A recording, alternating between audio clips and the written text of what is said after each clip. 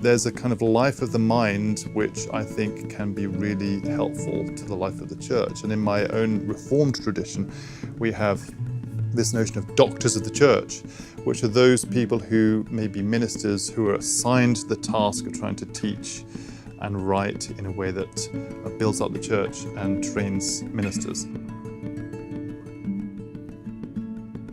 I think something of that really informs my conception of vocation, that my role is to seek to teach and to seek to do research that hopefully builds up the body of Christ and leads to the formation of leaders in the church.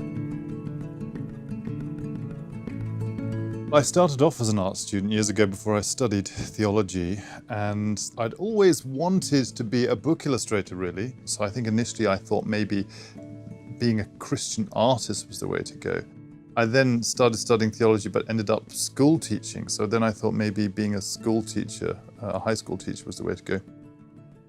I then spent some time as a minister, an assistant minister in a church, and at that stage I had thought, well, my vocation should be expressed in terms of what I would now call the ministry of word and sacrament.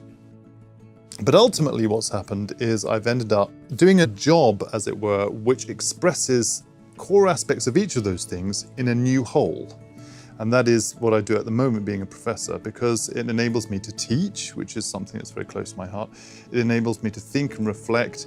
It enables me to engage in important ways with the practices of the church.